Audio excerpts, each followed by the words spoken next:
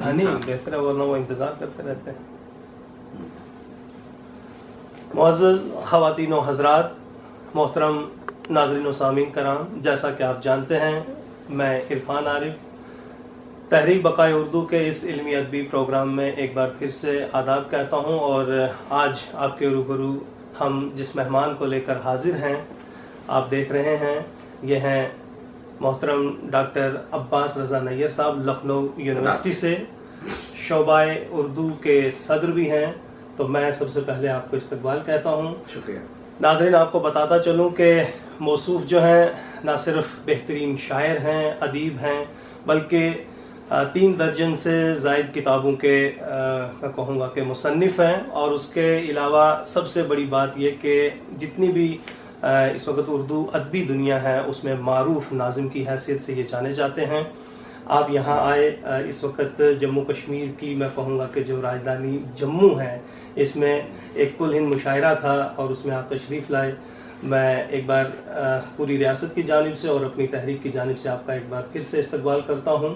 और बात यहीं से शुरू करते हैं कि आपको पैंडमिक के बाद हमारे यहाँ हुआ ये पहला बेहतरीन मैं कहूँगा कि मुशायरा हुआ और एक अच्छी तकरीब हुई जो हम ज़मीनी सतह पे देख सकते हैं। तो आपको कैसा लगा इस मुशायरे में शामिल होकर और पैंडमिक के बाद का ये जो बहुत शुक्रिया इरफान आरिफ, आपके सवाल में ही सिलसिले कायम हैं और ये खूबियाँ आप और आपकी पूरी टीम मसलन कैफी और दूसरे आपके अहबाब हैं वो सवाल करते हैं तो गुफ्तगू में एक लुत्फ़ आ जाता है। बहुत सारे फ़ैसलों के बाद आया हूँ, बहुत सारे फासलों के बाद आया हूँ। फ़ैसले वही माना कि आपकी कश्मीर और जम्मू रियासतें एक हुई हैं तो सियासी एतबार से, तारीख़ी एतबार से, जोग्राफियाई एतबार से ये एक बड़ी तब्दीली है। और फासलों की बात करें तो कोरोनाई वबा ने समाजी फासलों की दूरियां इस कदर बढ़ा दी थी कि हम लोग एक दूसरे से मिल नहीं पा रहे थे, दोस्त अहबाब। और जम्मू उर्दू का एक बड़ा मरकज़ है, एक दबिस्तान है।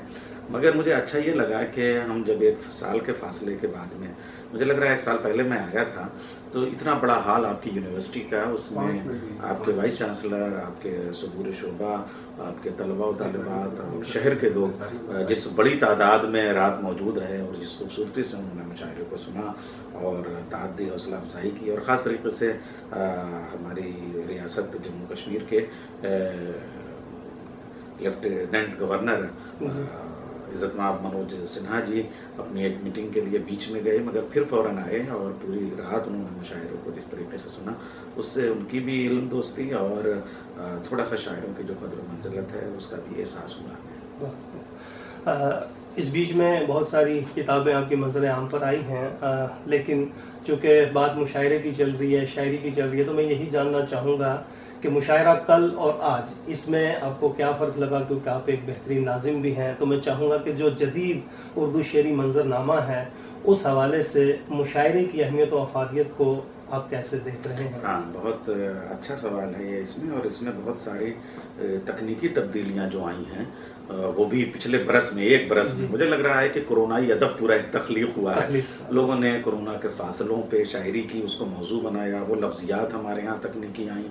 तो उससे एक दो बातें, 2 सवाल आपके, एक सवाल में 2 सवाल हैं। एक तो ये कि मुशायरे की तब्दीली, मुशायरे की तब्दीली थोड़ी सी ज़ाहिर सी बात है, गज़ल ख़ास तरीके से वो एक सिमाई तहज़ीब रखती है, चाहे वो मौसीक़ी के हवाले से और चाहे वो मुशायरे के हवाले से। ज़ाहिर सी बात है हमारे सामने तो फ़रातुल्लाह बेग वाला मुशायरा या दिल्ली का आखिरी मुशायरा या लाल किले का मुशायरा, बादशाह ज़फ़र के सिलसिले से मुशायरे, गालिब के सिलसिले से मुशायरे, जहाँ जो है वो और फिर वो तरही मुशायरे और या मुनाज़िमे या मुशायरे या मुसालिमे या मुकासिदे या इस तरीके से जो महफ़िलें सजती थीं उसमें हमारी नई नस्लों की तरबियत हुआ करती थी। और शुअरा ये असल में एक फ़िज़ाबंदी होती है, माहौल के बग़ैर अच्छी शायरी तख्लीक़ नहीं पाती है। यहीं से दबिस्तान बनते हैं। उस्तादी और शागिर्दी का जो सिलसिला, ख्वाजा ताश का जो सिलसिला हमारे यहाँ कायम हुआ तो उसके बग़ैर गज़ल की नोक पलक नहीं संवारी जा सकती है। लेकिन अब बहुत सारी तब्दीलियाँ आई। ज़ाहिर सी बात है अब इस तकनीकी दुनिया ने डिसेंट्रलाइजेशन कर दिया है। वो जो दबिस्तान थे वो अब आप कहीं भी बैठ के पूरी दुनिया में कहीं भी एड्रेस कर सकते हैं। हमने نے اس کورونا میں بہت سارے مشاعرے بین الاقوامی سطح کے پڑھ ڈالے اور سن ڈالے اور دیکھ ڈالے کہ جس میں ایسا لگتا ہے کہ زمین کے یہ شعراء جو ہیں وہ آسمان کے ستاروں کی طرح اپنے نئے قبیلے بنا رہے ہوں، اور وہ ایک آدمی وہاں سے ہے، ایک وہاں سے، ایک وہاں سے، وہ سب سن رہے ہیں اور پڑھ رہے ہیں۔ یہ تو ہوا، لیکن جو استاد اور شاگردی کی روایت تھی جس میں فن کی پختگی آتی تھی، ذرا اس میں زوال ہوا، اور اس میں تکنیکی وجہ سے ایک باتوں کی اچھائی یہ ہوئی کہ ہم نے جو ہے وہ جتنے بھی ٹیلنٹ جہاں تھے وہاں سے اٹھانا شروع کر دیا۔ اس میں غزل کا ڈکشن بڑی تیزی سے بدلا، یعنی وہ جو نئی لفظیات ہماری غزل میں نہیں تھی، اور غزل مگر ایک چیز ہے صاحب، غزل نامانوس الفاظ کو آسانی سے قبول نہیں کرتی ہے، روزمرہ ہی ہونے چاہیے، لیکن وہ کل کے روزمرہ تھے، آج کے روزمرہ میں اگر ہماری انگریزی کے لفظیات بھی آ رہی ہیں، جیسے بلیک اینڈ وائٹ ہے، یہ لفظ آ گیا تو یہ بھی ہمارے یہاں غزل میں آ رہا ہے، می ٹو بھی جیسے لفظ غزل میں آنے لگے، تو یہ سب چیزیں آنے لگی ہیں۔ اس سے یہ تو ہوا کہ غزل کا جو ڈکشن ہے وہ وسیع ہو رہا ہے، مگر اس سے ایک نقصان یہ ہوا کہ جو غزل کی زبان اگر اتنی عامیانہ ہو جاتی ہے تو کہیں کہیں اخبار کی زبان میں اور شاعری کی زبان میں فرق نہیں رہ جاتا۔ تو اخبار صبح کو ہم بے چین رہتے ہیں کہ اخبار پڑھ لیں یا ٹیلی ویژن پہ نیوز چینل پہ کوئی چیز دیکھ لیں، اور شام کو وہی چیز دیکھنے کو یا وہی چیز پڑھنے کو جی نہیں چاہتا، اس لیے کہ وہ شام تک باسی ہو جاتی ہے، چونکہ اس کے لفظیات اس قدر عامیانہ ہوتی ہیں کہ اس میں استعاراتی فضا، اس میں علامتی شعور، اور اس میں تشبیہات کا وہ جو نظام جو شاعری کے قدریں ہیں وہ ختم ہوتی ہوئی نظر آتی ہیں۔ تو ہمیں یہ بھی قائم رکھنا چاہیے کہ وہ جو عام اور روزمرہ کے الفاظ ہیں اس میں بھی کم سے کم استعاراتی فضا تو ہم قائم کر سکیں، یہ ہمارے نئے شاعر کو چاہیے۔ بہت خوب۔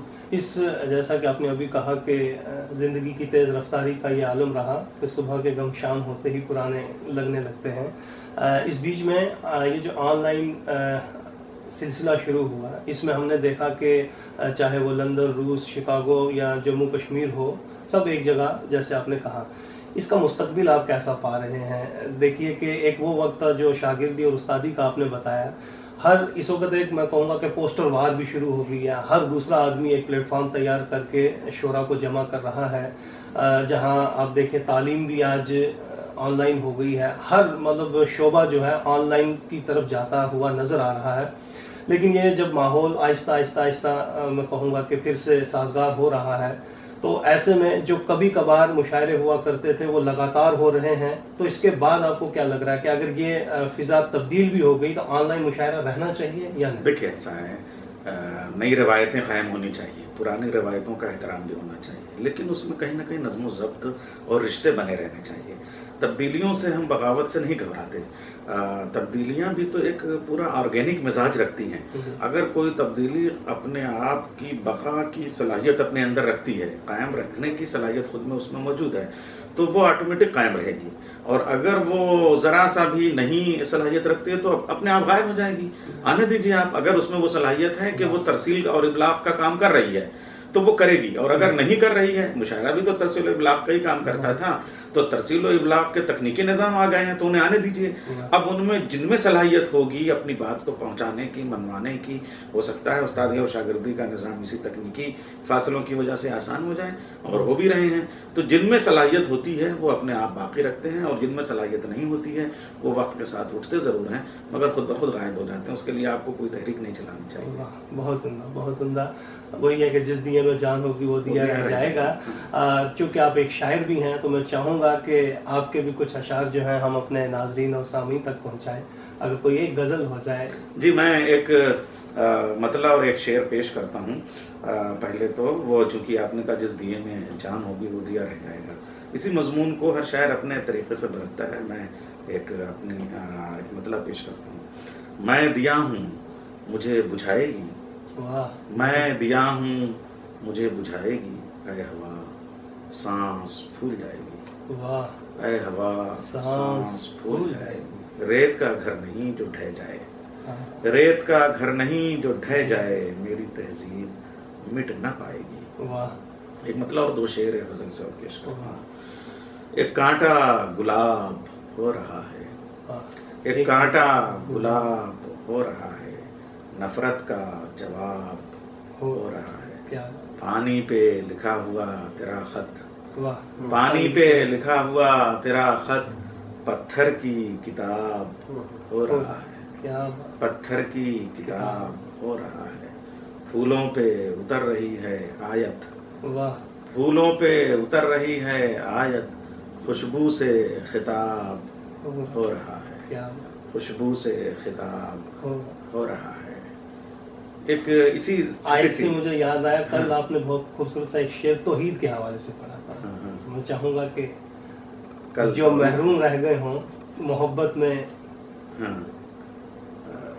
محبت میں توحید پہ میرا کوئی شعر تھا، محبت پہ ایک مطلع تھا، وہ میں نے پڑھا تھا، وہ میں پیش کرتا ہوں کہ عجیب چوٹ تھی دل آج تک ہے الجھن میں، عجیب چوٹ تھی دل آج تک ہے الجھن میں، گلاب پھینک کے مارا تھا اس نے بچپن میں، گلاب پھینک کے مارا تھا اس نے بچپن میں۔ مجھے اپنی غزل کا ایک شعر ضرور توحید کے حوالے سے یاد آیا، وہ میں نے غالباً کل نہیں پڑھا تھا، میں آج پیش کرتا ہوں کہ اسی کو ڈھونڈنے نکلا تھا میں دنیا جہانوں میں، اسی کو ڈھونڈنے نکلا تھا میں دنیا جہانوں میں، پہن رکھی تھی جس نے میری آہٹ اپنے کانوں میں، پہن رکھی تھی جس نے اپنی آہٹ اپنے کانوں میں۔ اور توحید کے حوالے سے یہ شعر، جب اس کو ایک مانا ہے تو پھر دو گھر میں کیوں بانٹیں، جب اس کو ایک مانا ہے تو پھر دو گھر میں کیوں بانٹیں،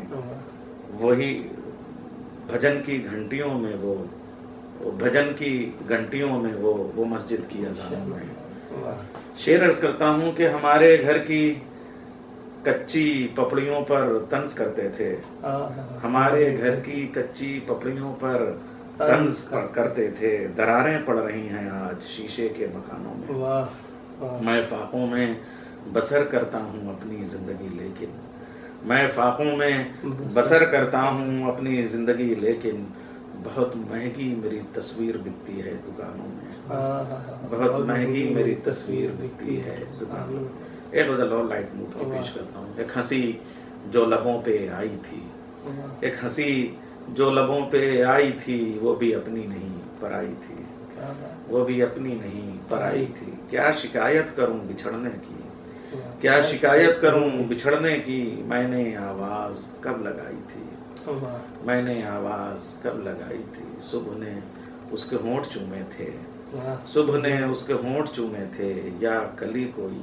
مسکرائی تھی، یا کلی کوئی مسکرائی تھی، جیسے ہوتی ہو دھوپ میں بارش، جیسے ہوتی ہو دھوپ میں بارش، یوں پسینے میں وہ نہائی تھی، یوں پسینے میں وہ نہائی تھی، کس نے بھیجے تھے خوشبوؤں کے پیام، کس نے بھیجے تھے خوشبوؤں کے پیام، کس کے خط تھے ہوا جو لائی تھی، کس کے خط تھے ہوا جو لائی تھی، آج وہ بھی نئی نئی سی لگی، آج وہ بھی نئی نئی سی لگی، جو کہانی سنی سنائی تھی، جو کہانی سنی سنائی تھی، دل تو ویران اب بھی ہے نیر، دل تو ویران اب بھی ہے نیر، تم نے بستی کہاں بسائی تھی، بہت تم نے بستی کہاں بسائی تھی۔ واہ بہت خوب، بہت خوب۔ ناظرین آپ نے دیکھا کہ خوبصورت اشعار ان کے ہاں تخلیق ہوتے ہیں اور مختلف موضوعات ہیں، انہوں نے سلام بھی کہے ہیں، انہوں نے مرثیے بھی کہے ہیں، بہرحال یہ ساری باتیں ایک اس پروگرام میں تو نہیں ہو پائیں گی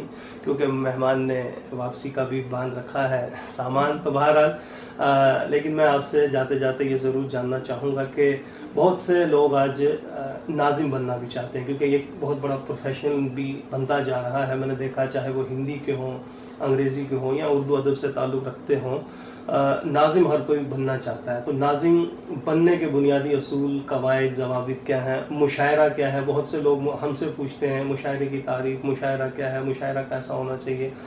تو میں آپ سے ہی مختصر جاننا چاہوں گا کہ جو لوگ اس فیلڈ میں آنا چاہتے ہیں، جو یہ شوق رکھتے ہیں، انہیں کیا کرنا ضروری ہے؟ دیکھیں، ناظم کا کام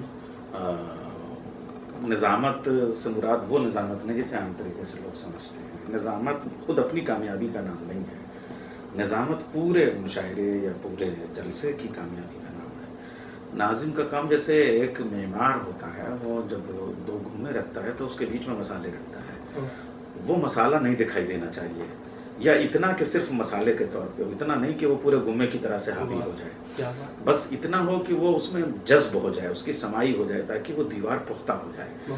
تو ایک وقت یعنی ماحول کو سنبھالنا، اور اس کے تحت بس بہت سے ایک چھوٹے فقروں سے کام لے لینا، اور اگر اس کا فقرہ مضبوط ہے، اس میں دانشورانہ چمک ہے، تو وہ فقرہ ہی کتاب سے بڑا ہو سکتا ہے۔ تو اس میں کسی بھی شخصیت کا ایسا 2 جملے میں تعارف ہو جائے کہ مجمع ان سے واقف ہو جائے، مجمع سے وہ واقف ہو جائیں، اور اس کو اس طریقے سے رخصت کر دیا جائے، آپ کسی بھی شاعر پہ یا مقرر پہ یا کسی مہمان پہ نہ حاوی ہوں۔ یہ نظامت کا کام ہے۔ تو نظامت اسی لیے پہلے تو صدر جلسہ ہی مشاعرے میں پکارتا تھا، مگر جب صدارتیں اہلیت سے پرے ہونے لگیں تو ایک ناظم کی ضرورت ہوئی، اور ہمارے یہاں ایک پوری روایت قائم ہوئی۔ لیکن نظامت کے لیے آپ کا حافظہ، آپ کی برجستہ گوئی، آپ کی حاضر جوابی، آپ کی حاضر دماغی، سب کا دخل ہوتا ہے، تو بہت ذمہ داری کا کام ہے۔ اس لیے ہمارے یہاں چونکہ بہت سارے ناظم پیدا ہو گئے، اس لیے ناظم کم ہیں، تو جو معیاری نظامت ہے اس کے لیے بہت بہتات جو ہے وہ نقصان پہنچاتی ہے۔ تو ہمارے ہاں کچھ ایسے ناظم آنے چاہیے جو کنور مہندر سنگھ بیدی سحر، مشفق خواجہ، ملک زادہ منصور احمد، عمر قریشی اور انور جلال پوری کے بعد جو ہے وہ اس پوری روایت کو آگے بڑھا سکے، اور اس میں بہت لطیفہ گوئی اور بہت رقیق جملوں کی گنجائش نہیں ہوتی ہے۔ ہاں وقتی ضرورت، چونکہ اسے رات بھر جگانا ہے اپنے مجمع کو یا ماحول کو بدلنا ہے، مگر اس میں بھی کم سے کم وقت میں، کم سے کم لفظوں میں، جب انسان کی بات بڑی ہو جاتی ہے تو لفظ کم ہو جاتے ہیں۔ ناظم کو اس بات کا خیال رکھنا چاہیے۔ بہت خوب، اور یہ پیغام بہت ہی خوبصورت پیغام ہے، اور آخری پیغام یہ، کیونکہ ہمارے پروگرام کی یہ روایت رہی ہے کہ جو بھی شخص اور شاعر ہوتا ہے، دانشور، ادیب، نقاد جو بھی آتا ہے، تو ہم ان سے یہ ضرور پوچھتے ہیں کہ ہمارے اسکالرز کے لیے، مستقبل کے لیے آپ اردو کے حوالے سے کیا پیغام دینا چاہیں گے؟ دیکھیے پوری اردو ہی جو ہے اس کا مستقبل اسکالرز کے ہی تو حوالے ہے۔ استاد تو کتاب ماضی ہوتی ہے، استاد حال ہوتا ہے، اور طالب علم مستقبل ہوتا ہے۔ تو ماضی تو ایک تاریخ بن گئی، تاریخ ایک یاد بن گئی، یاد ایک حافظہ بن گئی، حافظہ الفاظ میں ڈھل گیا، الفاظ آواز بن گئے، آواز استاد کے پاس آ گئی، لیکن اب وہ حال میں آ گیا۔ مگر اس حال کو بحال رکھنے کے لیے مستقبل سازی بہت ضروری ہے۔ تو ہمارے طلبہ کی بہت ذمہ داریاں ہیں، اساتذہ کی بھی ذمہ داریاں ہیں کہ طلبہ سے استاد شاگرد کا نہیں بلکہ باپ بیٹے کا رشتہ رکھیں، اور اس کو اس کی صرف تلاش نہ کریں بلکہ تراش بھی کریں، یعنی اس کو تراشنے کا کام بھی کریں، اس کو سجانے اور سنوارنے کا کام کریں۔ اور طالب علم کی بھی یہ ذمہ داریاں ہیں کہ اب پورا مستقبل انہی کے حوالے ہے، انہی کو اپنی تہذیب، انہی کو اپنی ثقافت، اپنا تمدن، اپنا ملک، اپنے قوم کو آگے بڑھانا ہے۔ تو ان کو بہت ذمہ داریاں ہیں، وہ اپنے مطالعے، مشاہدے، اور یہی عمر ہوتی ہے کہ حاصل کرنے کی، تو یہ جو عمر ہے اس کے حوالے سے وہ کام کریں۔ تو یہ میرا پیغام ہے طلباء کے لیے۔ بہت خوب، بہت خوب۔ ناظرین، آپ سن رہے تھے رضا عباس نیر صاحب کو، لکھنؤ سے یہ ہمارے یہاں تشریف لائے تھے۔ بہت ہی خوبصورت باتیں انہوں نے کی ہیں جس پہ عمل کرنا یقیناً اسکالرز کا ہی نہیں، تمام دانشوروں، ادیبوں اور شاعروں کا بھی میں کہوں گا کہ فریضہ ہے۔ بہت بہت شکریہ، آپ نے وقت دیا۔ انشاءاللہ پھر کبھی ہم کسی موضوع پہ بات کریں گے۔ آپ کا ایک بار پھر سے تحریک کی جانب سے بہت بہت شکریہ۔ شکریہ۔ تو میں آپ کا ادا کرنا چاہوں گا عرفان عارف صاحب کہ آپ کے ذریعے سے میری آواز کا یہ پھیلاؤ ہوا کہ وہ میرے ناظرین اور سامعین جن سے میں غائبانہ طور پہ محبت کر رہا ہوں تک میرے الفاظ اور میرا پیغام پہنچ رہا ہے، اور آپ وسیلہ بنے ہیں میری ان کی اس غائبانہ ملاقات کا۔ بہت شکریہ۔ بہت بہت شکریہ۔